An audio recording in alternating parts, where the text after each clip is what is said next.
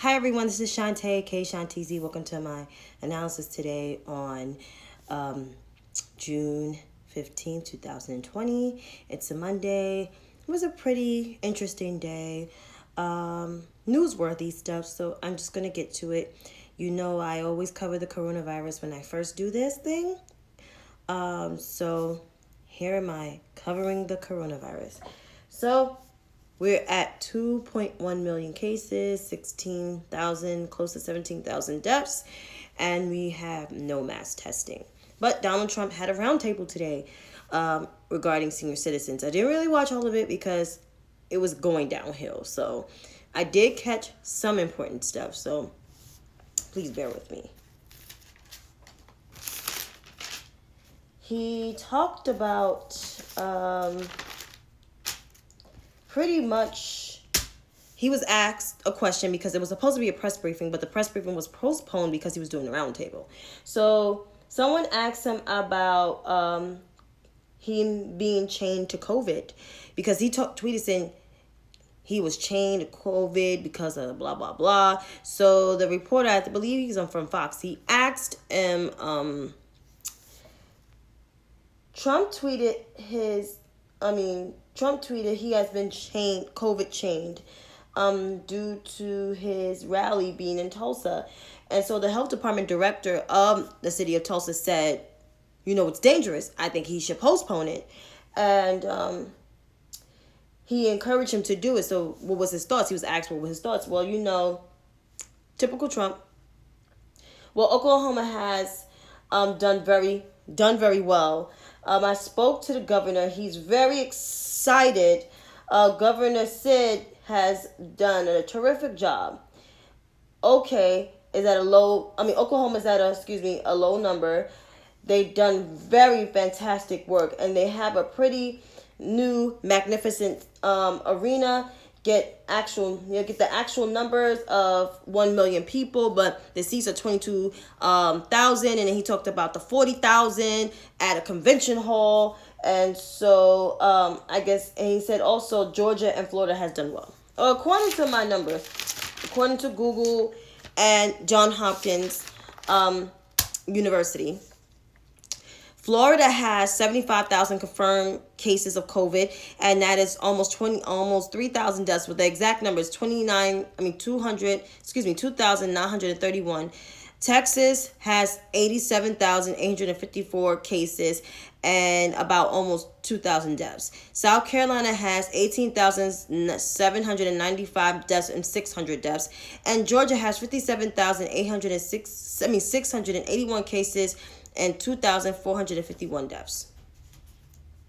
Is that doing great? And that has been since reopening. While New York, we do have the most cases, but it has gone down. Our testing positive rate is only, 2%? And even with all the protesting, because there's over 800 testing sites in New York State alone. We've been doing our own testing since the beginning of COVID. That's why we had so much COVID cases, because of the testing. Because that was one of the main factors. Besides the fact that New York is a dense area, a lot of people in New York City don't live by themselves. I'm just a lucky one. So there you have it.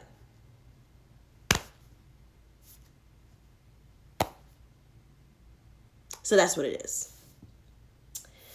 But I haven't watched the rest of it because I think it was stupid. Also, the FDA did pull the malaria drug back after Trump. The hydroxychloroquine. That's what it is. It's a drug that treats malaria and lupus after Trump touted it so much because it's dangerous. Studies show that people have died from it, and there was people that had COVID that was healthy and had COVID and died from it and got sick from it. So listening to Trump on medical advice is not a good thing. The man told people to use disinfectants for their body. I'm glad the FDA actually pulled that. Smart of them. Finally, they have a spine. In terms of Cuomo's briefing, so I watched it today. It was a very short briefing. It was very short. He covered George Floyd's death. He is signing 2 bills, and that includes officers must report weapons discharged within a 6-hour frame. Police department and courts must track arrest data, and that includes on race and ethnicity. Require all officers to provide medical and mental health needs of any persons under arrest or that's in custody. So I'm assuming most likely the NYPD, because they're the ones that rave and gets angry about every like reform policy that is possible. They're gonna cry. They're already crying right now that 50A has been repealed. The NYPD in New York City might get defunded by the city council when they make that motion, and now this. So there's some progress, but there needs to be more. And also he talked about reforming the police. He requires all local leadership, and that includes the mayor and the city council. He was directing that towards them to come up with some comprehensive police reforms. And I think that's a great thing. And it got until like April 1st, which that's generous of Cuomo, because if I was him, I would have said you got until like August 30th or August 31st. I'm just saying. Just saying. Because it needs to be reformed. It been need to be reformed. It needed to be like ASAP. And it needs to be defunded. Unions need to be broken up.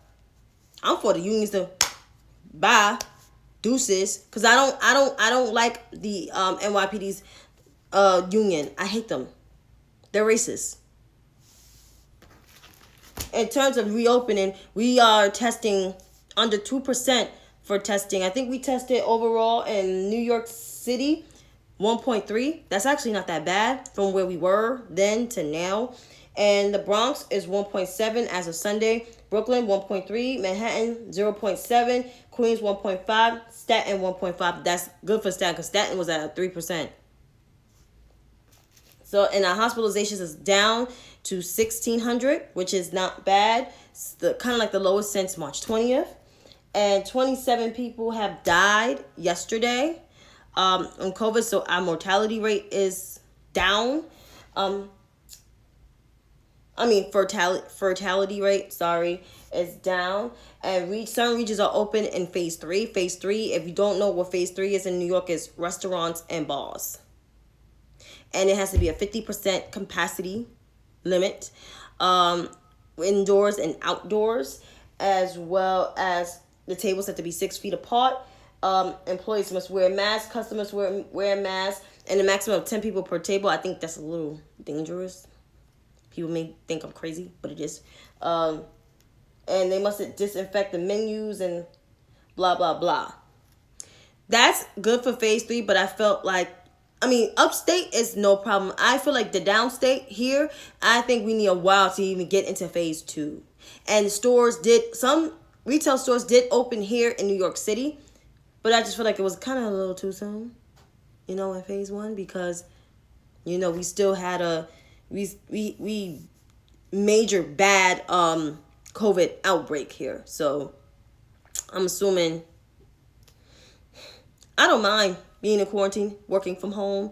As much as I miss going outside, I don't mind working from home. Because either way, if I was still working, I would be working from home anyway.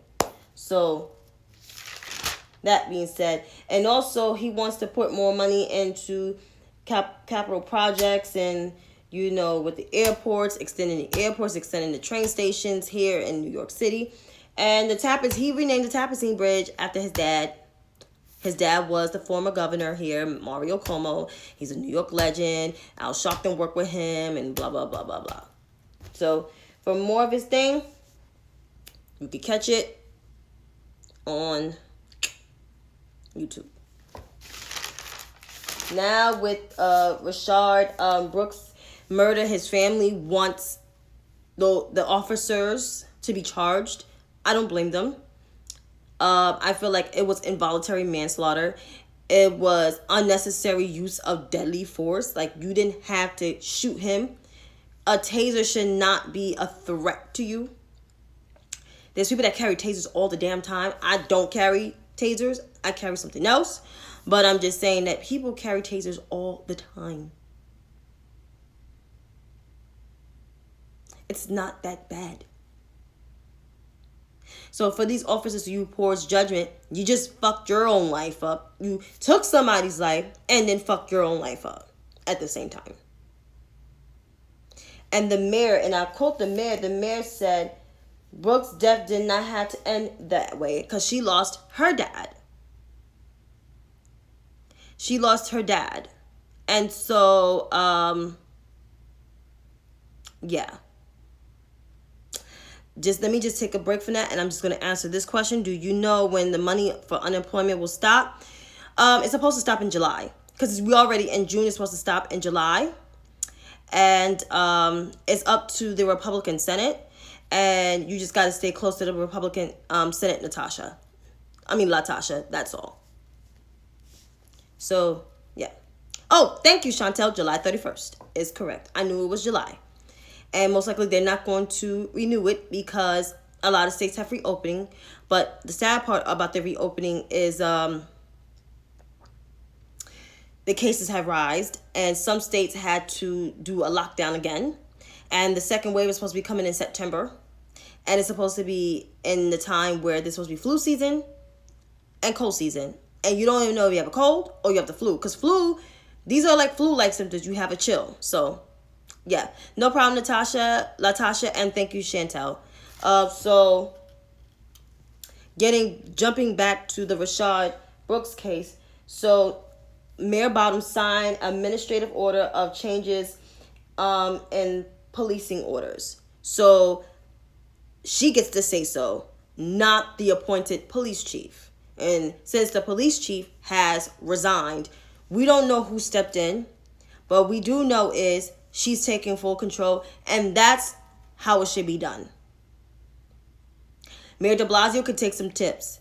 Grow a spine. I know you wanted to do police reform, but guess what? Now the governor said you got to do it. If you want to piss Patrick Lynch off, piss him off if you want. I want to see him get pissed off because I don't like him and I don't like Ed Mullins. Do something about that union. I always said that. In terms of the protester that has been killed, I think you guys know it's been circulating. Florida protester Toyin, because I don't know how to say her name, was 19. She was found dead in Tallahassee after going missing. She was found on Saturday.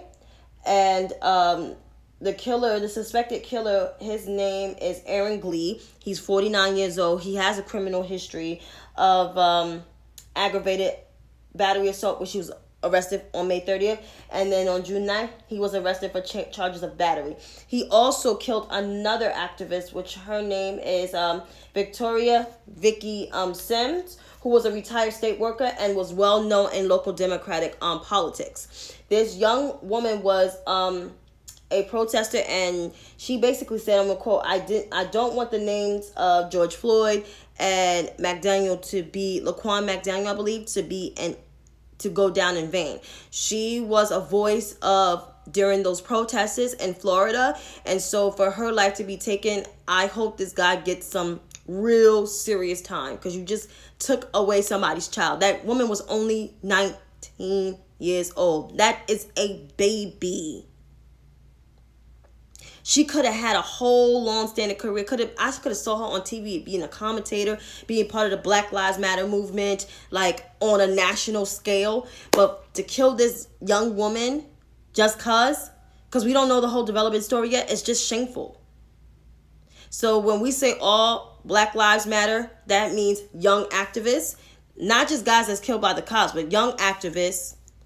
Even the ones that's living like myself, like you guys that are watching me. Ooh, my earring fell off. Like you watching me, it's a good thing. So our lives matter. And our trans sisters and brothers, their lives matter too. Because they're part of our community too. And we got to protect them at all costs. Period. So I pray that this girl rest in peace and rest in power, and that the Lord will take care of her family and have this man serve some serious time. Now on to presidential politics. So I read two articles, like 2.5 articles. One in the Chrome.com and the other in US Today and a little bit of Washington Post, but I don't have the subscription, unfortunately, so I couldn't read the whole article. I get so mad.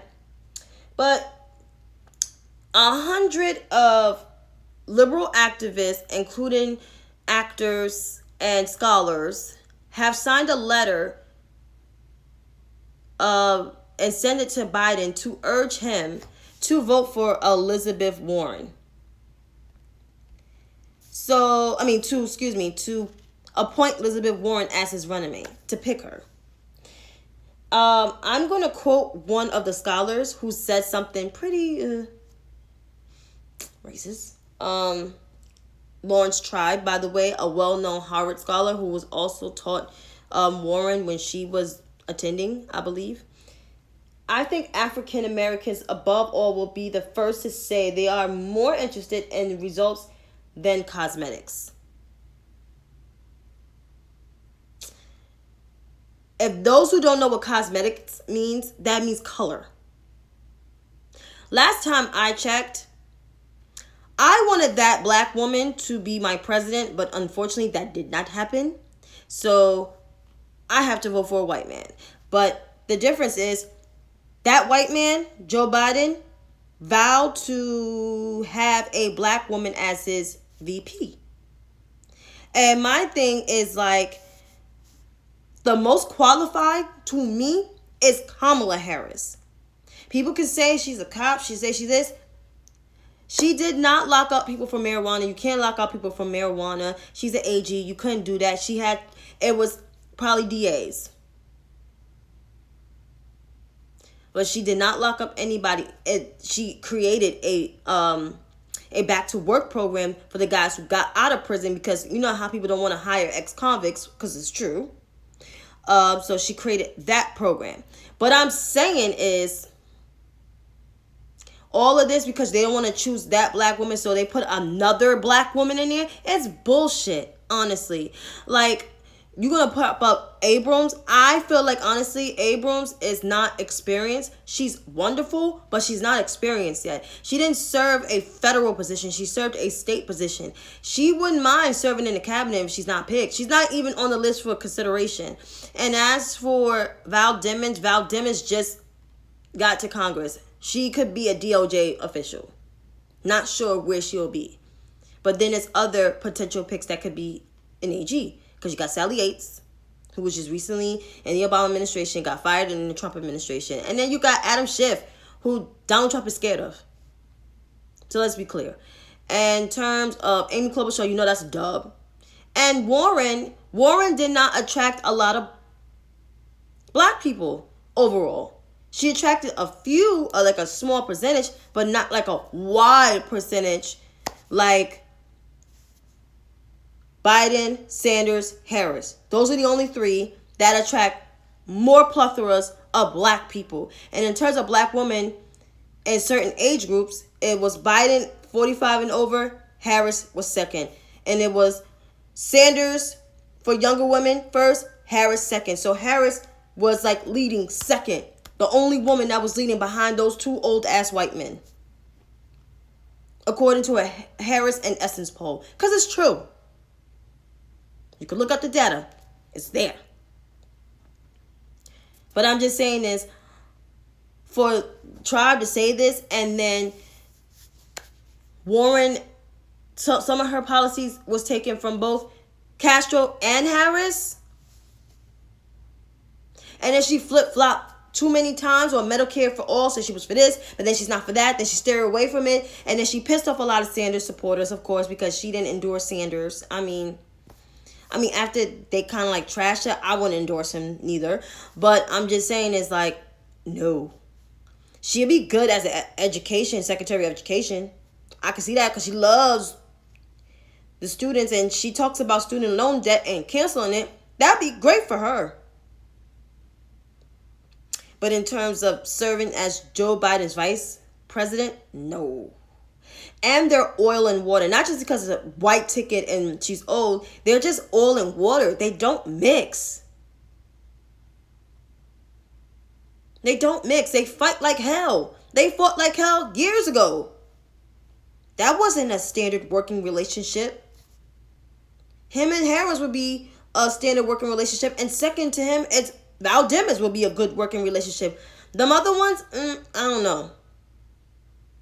I don't know about too much about Lujan and Klobuchar. We all know it's a dub. Everybody don't want Klobuchar because of this stuff, and she's just problematic. She didn't attract voters. And then another thing that kind of like pissed me off too about this is somebody else said Elizabeth Warren has proven herself most prepared to be president, and if the occasion arises, and deeply expert on overlapping emergencies how plaguing America, such as COVID-19, economic insecurity, racial injustice, and climate change. I didn't really see her too much on climate change. I saw like education policies, and even some of that was kind of like taken by Harris. The black mortality rate thing was taken by Harris. Climate change, I believe, like I said before, if I didn't say it, it was Julian. So, no. No. I just wish this VP ticket was diverse, and not diverse because of, as a woman. It has to be an African-American woman. I want to see, like I saw my first African-American president years ago. I want to see African-American female vice president. I wouldn't mind seeing that. And plus, Joe Biden got to run on a historical ticket because he ran on a historical ticket with the first black man to run for president. So if he won on that ticket twice with the black man that ran for president, he needs to win on a historical ticket, one with a black woman. And it's the truth. The very honest truth. Now, Candace Owens and her bullshit. It's the last thing I'm going to cover. Oh, I got to cover two more things. Excuse me. Before I get to Candace Owens, I got to get to the Supreme Court decision today. So, the Supreme Court made a decision from 6-3, ruling that joins the annals of high court decisions over the last quarter century that helped drive the LGBT progress on, including the 2003 decisions striking down statutes of criminal sodomy, which is, you know what sodomy is, I'm not going to explain it, and the 2013 action for the federal law that denied same-sex couples less than the benefits of that, and discrimination in the workplace. And guess who were the 6 people besides RBG, Sotomayor, Kagan, I forgot what the other older white liberal guy's name is, and Chief Justice Roberts and newly appointed Neil Gorsuch. Neil Gorsuch is a Trump appointee, and Chief Justice Roberts is a Bush appointee. And they wrote it along with the Democratic justices. And I'm going to read Neil Gorsuch's statement. The message of the law is simple and monumentous. And God, I always mess up that word. Monumentous.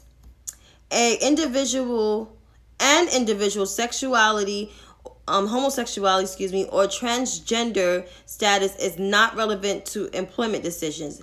That's because it is impossible to discriminate against a person of being homosexual or transgender without discriminating against that individual based on their sex. That's huge.